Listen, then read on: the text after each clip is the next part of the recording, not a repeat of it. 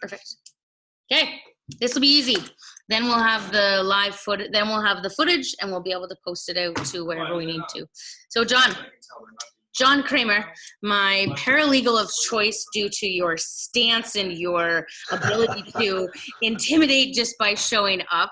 Why don't you describe to everybody a little bit about who you are in the paralegal world, but that how long you've been assisting landlords in situations like we're in. Well, actually, Mandy, it's more than assisting landlords. I've got in a previous life, I was the manager of a Wells Fargo branch of a finance company for about 10 years. So I actually worked for them for 14 years. And I have a lot of experience in credit, particularly in times when things are tough.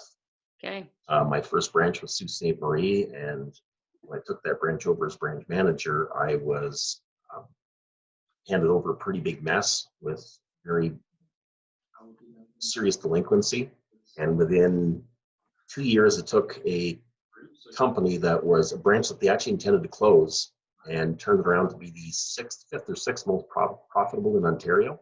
Okay. And was actually in Wells Fargo's global magazine as the best bad debt in the world. Okay.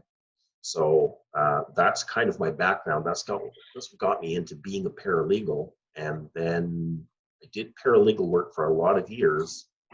And in 2013, I returned to school. 2014, I was a licensed paralegal and immediately jumped into landlord-tenant board and have been very actively pursuing that for the last 5 years. So that's where my experience comes from. A lot of that very heavy credit background, dealing with delinquency, including now delinquent tenants, and working on payment plans and deciding who you're going to work with and who you're going to take to the board. And that's my history. Wow, that's awesome. So you've lived through 9/11. Oops, sorry, that's me. So you've lived through 9/11. Lived through SARS. So this is something that, so to speak, it with a different term, been there, done that? I've lived through strikes. I have lived through an economy in Sault Ste. Marie. When I was taking over that branch, the unemployment rate was almost 20%. Right. So that's a pretty big number. Two of the major employers in town were shut down. So this is not completely unfamiliar to me, just the pandemic aspect is, but not dealing with the credit aspect or dealing with the struggling tenants. So, so there we are, straight on that topic. Struggling landlords, struggling tenants. There is so much in the news. Not that I'm not a CTV girl. I don't listen to the news. I go to my trusted resources, which is why I really wanted to be able to share with my network. You are a trusted resource to be able to say, how can we take what you're telling us as word from a trusted source? So what are some of the things that, so I think my first question was so many landlords are unsure of what to do tomorrow. Tomorrow is the first, and hilariously, in my eyes, we've been fretting about it for the last 2.5 weeks. And I always say, well, the first is really where it's going to be. But so what are some of the things that you have connected with that you can share with people to know about any changes that might be going on in this pandemic with regards to landlords and how to collect rent and stuff like that? Right. So, this is a fluid situation that's changing daily. Nobody has a roadmap. There are new announcements. There are new packages. There are new ways the government's supporting the general public, supporting business. Haven't heard anything landlord specific that way, but by supporting the tenants that are supposed to be paying the rent. The bottom line is there really shouldn't be anybody out there that has absolutely no income. And in fact, my experience with some of the people that I work with is probably because I see the worst element of some of your tenants, which is some of the people that are on various types of social services, type incomes, disability, and whatnot. Those incomes aren't even changing. So there wouldn't be any reason why those tenants, good ones, would not pay you. Right. I'm not saying you shouldn't push the panic button because this is a serious situation. It could go on for several months, but we won't really know what happens until the second. Okay. Okay. So as far as the landlord-tenant board goes, it was shut down effectively yesterday. It's uninhabited. There are no staff members there. And yesterday was March 30th, so Monday, That's right. March 30th.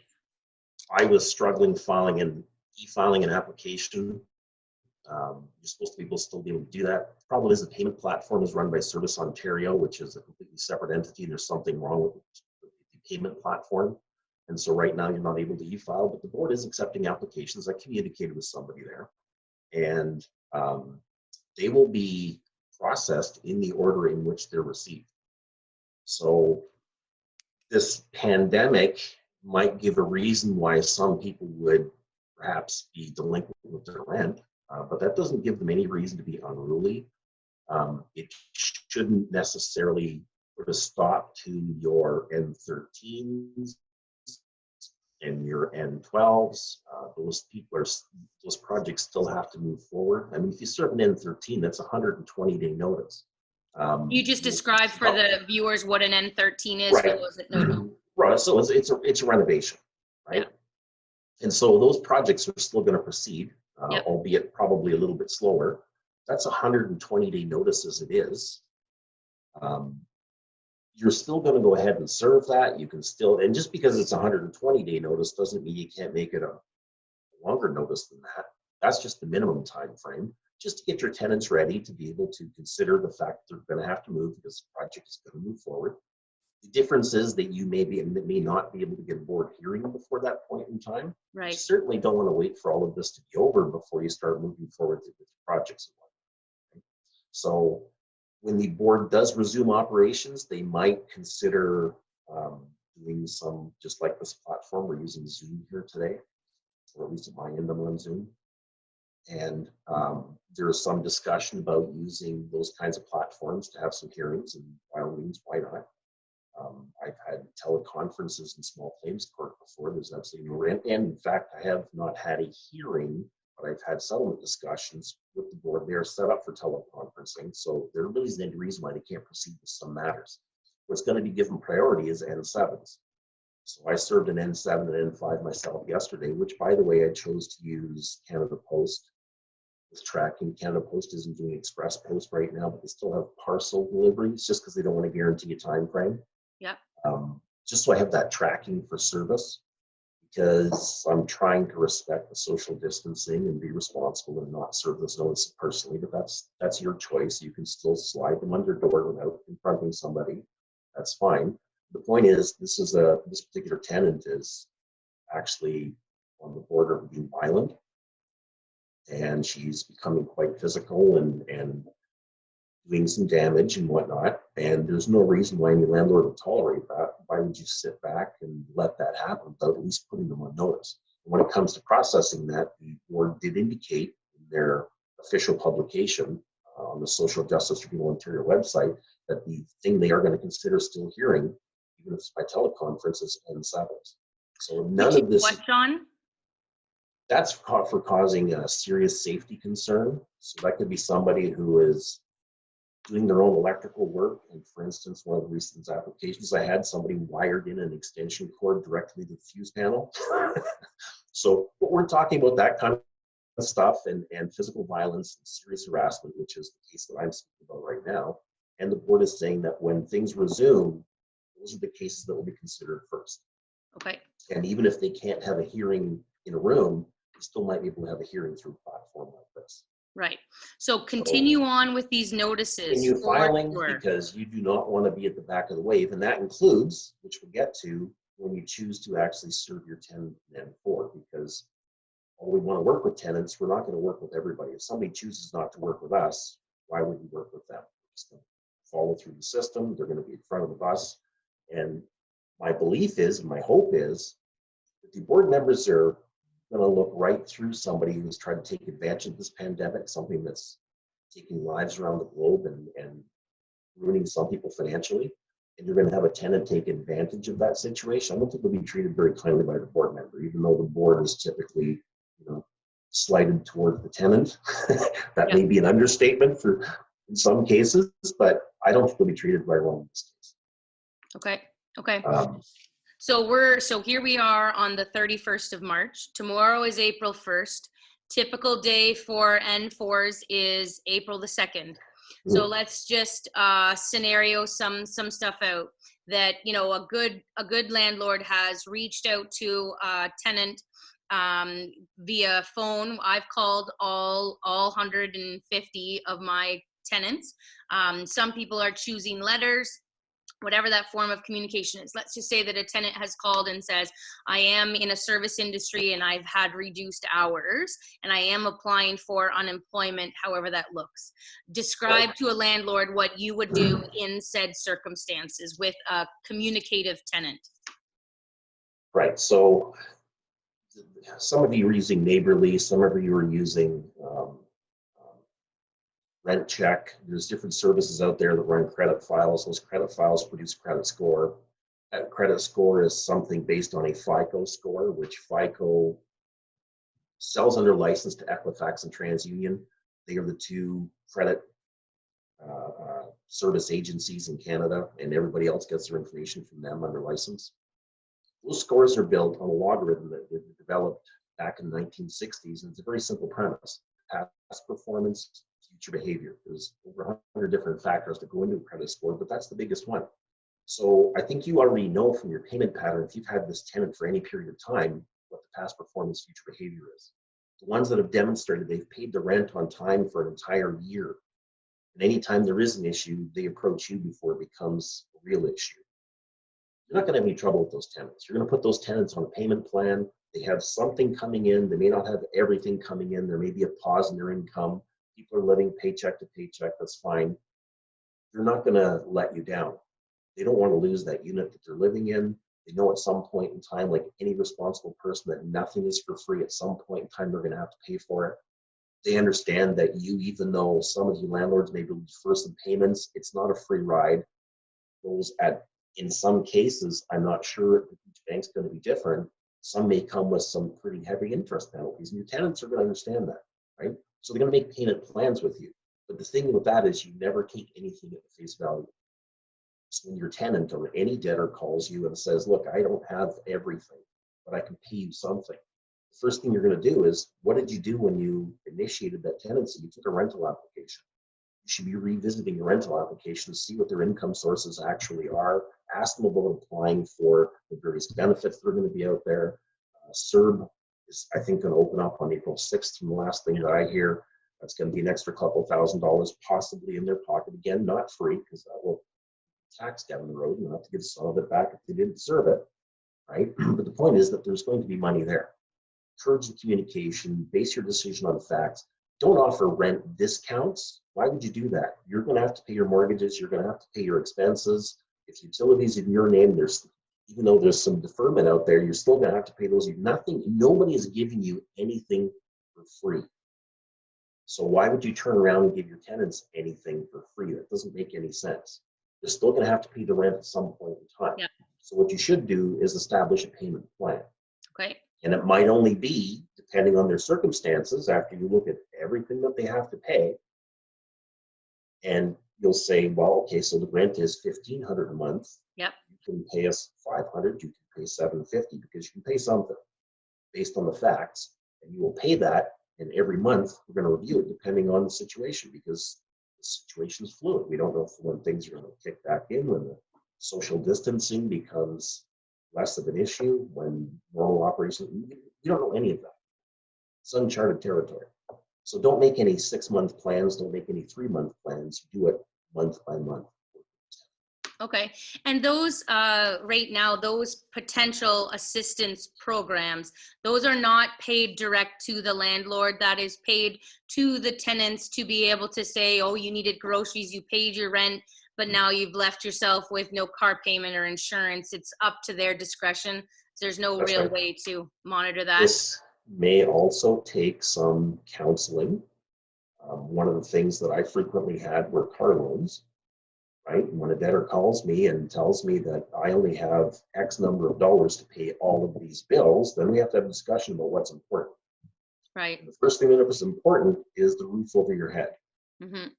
right? Then your utilities become important. Then your vehicle to get to work becomes important, and everything else is secondary. And if you Right. continue breaking it down, they will have certain things that they can take advantage and defer for a little while. They can make arrangements with Rogers and pay a little less probably, or Yep. whoever the providers are. Yep.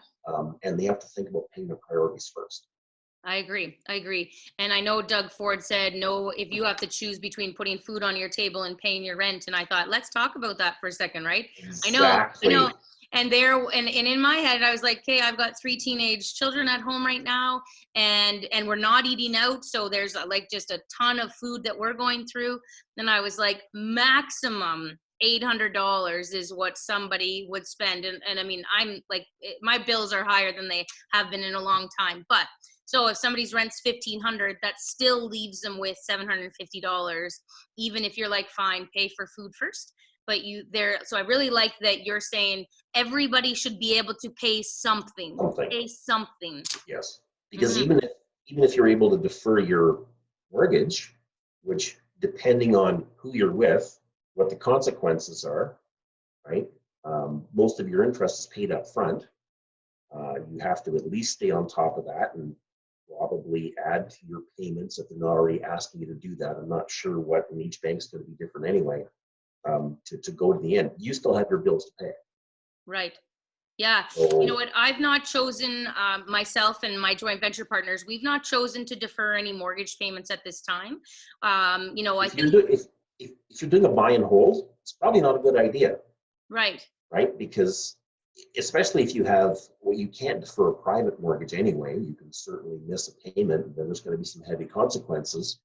But because in a lot of cases these mortgages are mostly new, 70 and 80% of those mortgage payments maybe go to interest, and you miss 1 or 2 payments, and then you're only paying interest.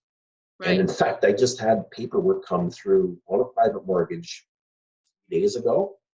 Somebody wants to foreclose. It's actually a city financial mortgage, and they owe more than they did 10 years ago. And all they did was run 1 month behind by the looks of what I can see. And Wow. that's what it did when you have a higher rate mortgage. So when you have, if your mortgage is at 3 and 4 and 5%, you can probably do this and get through it as long as you make that up at some point in Yeah. time. But if you have higher rate private mortgages, it's not something you want to do. You don't want to play with that. You need to make those payments. Yeah. Even if Yeah. somebody offers you a deferral, you need to make those Hmm. payments. It's going to come at a So very heavy price. we kind of talked about a tenant that we are able to talk to, that's level-headed, that you just have what I would say a good working relationship with your client. Hmm. But now we have that person that has been continually late, and interestingly enough for us, we're some of the first ones to be able to say, well, I heard that you could defer your mortgage payments, so we would like to defer our rent. And so I went through and told him that no, that's not how it works. There'll be a variety of assistance programs. Yeah.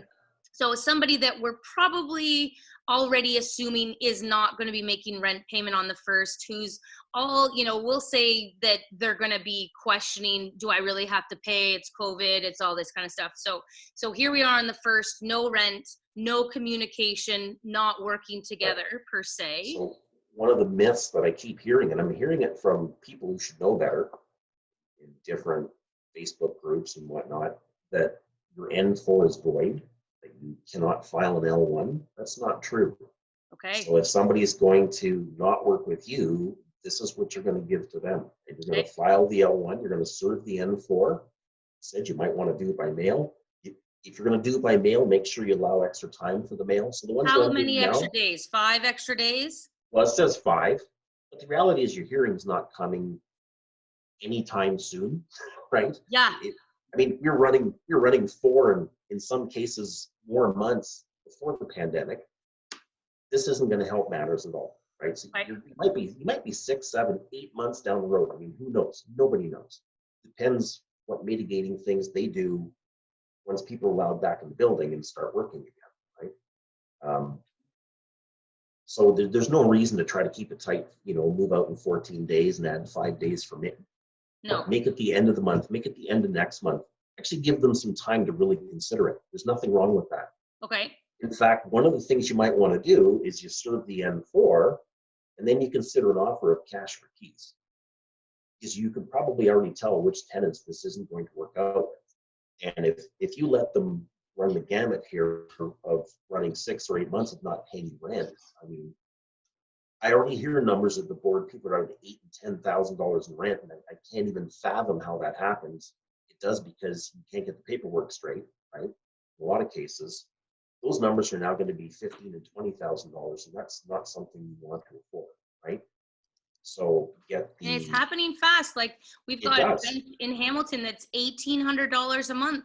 We issued the paperwork. We were 4 months for a court date from the L1, and the court date was canceled last week, or actually it was March the 12th that was supposed to be. March the 17th. So it got canceled. So here I am, which can lead me right into a great question is so we think that when these things just get up and running, the system, the LTB is going to go, oh, well, the first cases to be canceled will be the first ones for us to rebook. That's true. At the same time, you're still looking at possibly $16,000 or $18,000 or $20,000 in past due rent. And we can talk about bankruptcy and all kinds of things, but even if you go through the board, you get the order, it's an enforceable piece of paper, but it still is only a piece of paper. You can take it down to the small claims court. Some small claims courts might make you fill out a certificate of judgment, whatever, more paper. But at the end of the day, the board order that you're given is an enforceable court order, and there's no limitation period on that in Ontario. So Right. if you have some way of enforcing that, primarily through garnishing a wage or attaching a bank account or some assets or filing a residual sale of lands, that would prevent them from inheriting property or trying to do anything with real property. You'd be surprised 10 years down the road that will bite them, right, when the circumstances change. But they can also file an assignment in bankruptcy. If they file an assignment in bankruptcy, that piece of paper is worthless. So you don't want to let it get to that point. So my point is this, is that if somebody's going to go 12, 15, 18, 20,000 in arrears, what if you took that same tenant now, if you can afford it, and said, look, I'm going to forgive your past due rent of the last 2 months. Not only that, I'm going to help you get into a new place. I'm going to pay your first and last for you and give you $500 in moving expenses. I'll pay your first and last for you and hire the moving company. They'll actually move you, right? At the end of the day, that's money out of your pocket right now. You just saved yourself $10,000 down the road. Kind of math. Yep. I find the one beautiful thing about using a paralegal is that we take the emotion out of the equation. So when you come to us and you say, look, I got this tenant, he's not paying me, and here's, I want to do this project, or they're not paying, I want to get them out. Money, cash, do the math. What's it costing you now? What's it costing you if we let this play out and let them not pay the rent for 8 months, 8 months, and go to a board and then find out that I've done something wrong with the postal code, and now I have to wait another 8 months, right? I mean, pay them 2 months of rent or whatever the number is. I mean, you start the negotiation, you start with a small number and remove the emotion from the equation, and whatever number you arrive at, there is a number that will make them move. Yep. So then let's talk about that's the way to go. Here we are in a state of, there's probably more landlords questioning their abilities and what to do than they probably ever have in the ownership of these assets. I call a lot of landlords, and I think they're all beautiful souls, but I call them accidental landlords because they both two people owned a house, they got together, now they moved into their primary and they kept 2 houses, and now they're landlords, but they really didn't think they were going to be landlords, thought all tenants were going to be great, and now they're in this spot of, wow, I've never had to deal with a layoff and somebody not paying me rent, I'm talking about having to be able to deal with the emotions, because not only are these people laid off, but there's a lot of emotions. My house with 3 teenagers, like, I don't like these kids all the time. I'm not happy at home. I'm not doing my regular thing. So you're actually doing a lot of like counseling to these people as well.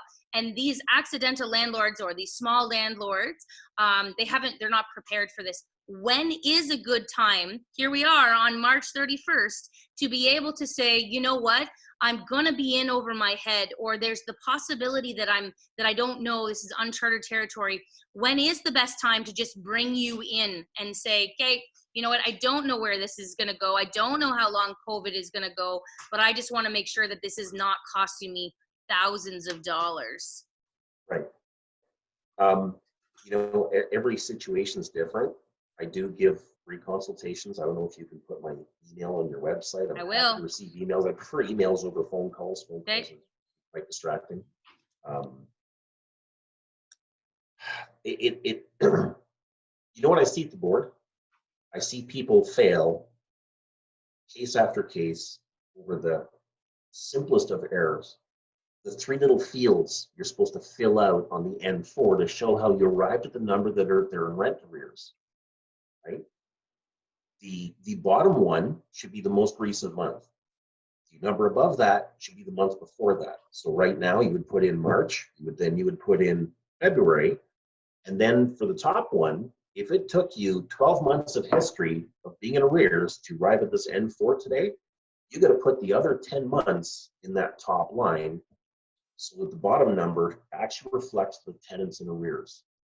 And if you do anything less than that, and I see other people's N4s all the time, and so few people do that.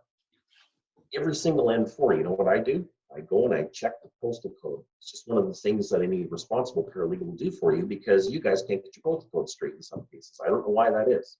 So you will tell me it's unit 1, and then clearly on Google Street View and in Canada Post it tells me it's apartment 1. And guess what? Your N4 can be defective for that, right? So when's the right time to bring in a paralegal? Right from the beginning. Yeah. Because you're going to find that it is people complain so heavily about the landlord-tenant board. I'm not going to sing their praises, but a large part of what upsets people with the landlord-tenant board is they can't get a handle on the process, and that it's costing them thousands of dollars to try to figure it out on their own. Yeah. If you hire a paralegal, it's not me, just hire a paralegal. Part of what they're going to do when you look at the documentation is train you on the system. You don't necessarily have to use one forever, although I think you'll find out that it's probably worth your while to leave that part, go about your jobs, do what you do, and leave the legal part to somebody who knows what they're doing, right? Oh, I think so it's the answer to your question is from day one. Yeah. Most of the time, when some people will send me a form and then notice of whatever to terminate tenancy and say, "Oh, here, John, can you pick this up from here?" And I bet you 3 out of 5, I have to call them back and say, "Well, we have to start over because here's what's wrong with the notice." Yeah. And if you didn't make that call to me, you would now have a hearing that was 4 and 5 months, which is probably going to be 6 and 8 and 10 months down the road. You're going to get there and find out that, oh, geez, I tried to save $150 or $350 or whatever it is you're asking me to do, and now it's cost me 10 grand. It doesn't make any sense. I think, super nicely, we're talking, we've got to get out of the, what does this cost me? And what is the value? And every time you say it, it kind of makes my skin boil a little bit, 6, 8 months. I agree. That's how long we're going to be waiting for these court systems. But like my skin crawls because, what is that really going to mean? And, when tenants, in the It means some people are going to lose their properties if they don't. Yeah, now we're definitely talking having to go to mortgage companies to get deferrals. Tenants, relationships with tenants don't necessarily get better as mortgage amounts go up. And, it's not miraculous that they don't pay April and then they just show up and pay May. Beautiful people if they get back on their feet, but sometimes it's a downward spiral before it's just clear the air, we're going in the right direction. So 6 to 8 months is costly. So if we look at the value, it's to me just like a no-brainer. But so we're talking today, tomorrow's rent day. If we've not communicated, we don't have something that we know these tenants are in the situation that they're in, moving in a direction that they're in, that we've offered them the resources to be able to say, here's all the potential applications that you can fill out for your situation. On April the 2nd, it's an N4. I really like your suggestion as to put it in post so that we can track it, make the extra time to be able to say, good, if it's COVID, we'll be able to help you get back on your feet. So you're showing that you've got some compassion for what's going on. Absolutely.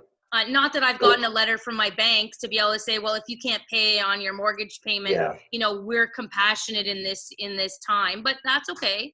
And then and then whenever that date is, still be proceeding with the L notices, continue with N5s and N7s, There's something N13s. important we haven't touched on, and that is the N4s that I'm going to be sending out starting probably on the 2nd, right? I'm going to include a letter, and I don't always do this, but I'm going to include a letter. There's, I don't know where your viewers are from, but I do most of my work in Simcoe County, and there's a rent retention program, and they're allowed up to $2,200 once every 2 years. And if people are on assistance of other kinds, there's a different program. If you just Google Simcoe County rent retention, it will take you right to the website where it shows you how to apply for these things. I can't really speak to how busy they are right now or how busy they're going to be, right? But it does give people some hope. And you know what they need in their hand to actually go and apply for it? It's an N4. So, An N4. An N4. So my intention is to actually try to let the tenant know that this really actually is a good thing. I'm giving you this N4 and sending you where you can get help. Yes. I'm not, in certain cases, I'm not saying that you're a good tenant. I don't want you to leave, but I need you to go to this program because you need this document and I want you to apply for that one. Then I like it. it. The outcome is, and that, by the way, they usually pay directly. Yes, that's awesome. Unlike all the other things, there's no guarantees. There's actually a guarantee they will pay it to the landlord. And then I'm assuming that through all of this, they're going to get some extra funding for their coffers too. I would hope. Yeah, so. Yeah. So we have your email, John at cramerlegal.ca. I don't know if people can see this, but there's the Cramer. Do you have any websites, any social media? I'm not huge on social media, Mandy. I'm too busy to play with that every day. but certainly I entertain free consultations through email, so John at cramerlegal.ca. I will make some changes to my website and try to give you some pandemic updates on my landlord tenant board page. That's cramerlegal.ca. Yep. And you know what? Anybody can reach me, which I will directly connect you to John as well and be able to get you, over to him and make sure that everything's there. But I think this, I've been bugging you. I've been bugging you because when I have questions and I'm reading things and I can feel the fear or it's not necessarily, fear is unknown. We don't really know what's going to happen. And there's just so much unknown. I'm glad we connected because you've just cleared a lot of those unknowns out. And when I hear it from a trusted source to be able to say, well, this guy told me to put the N4 out on April the 2nd. It just clears all that noise from the tenants that say you can't do this, and from the people who don't even own rental properties to say, what are you going to, I've had more people reach out and say, are you going to be okay? And I was like, thanks for asking, because you don't give a care on any other rent paying day, but you seem to care on April 1st of 2020. So no joke, it's still, rent is still due. And I think, you know what, even if one more spin on this is I want tenants to understand that there are landlords that really do want to work with them. And, there's options both ways. So, if a tenant is listening, being able to say, like, why did I just get an N4? I think you've clearly described some of the benefits of getting that N4. And, and we're setting limits to them. We're saying, look, this is a business transaction. I know there's a lot of people that have said, well, you don't go into a grocery store and get free groceries at the time of COVID, pandemic. So you're not going to live in your unit and get free rent. They're the same. A corporation owns ones, a small landlord owns the other. So, you've really made that super clear. I don't want anybody to interpret that any of this as not being compassionate. Of course you're compassionate. And you certainly want to be with your good tenants, because if you push them out the door, you're replacing somebody who's a known, maybe problematic 10 minutes tenant with a complete unknown, somebody that's probably pushed out the door for much worse, and you're just going to replace them with that. We don't need a big tenant shuffle in all of this. You want to keep your good tenants. You want to work with them. That's the case for any kind of credit. It certainly is the case for your tenants. Yep. Awesome, John. Thank you so much for your time today. I am going to be putting this out to my network, and we're going to be sharing this valuable information. So thank you. I can remember how to sign into my webpage. I'll make some updates by the end of the day. Well, now you're going to have some time at home. COVID's a good reason to be able to do that. Oh, getting lots of exercise.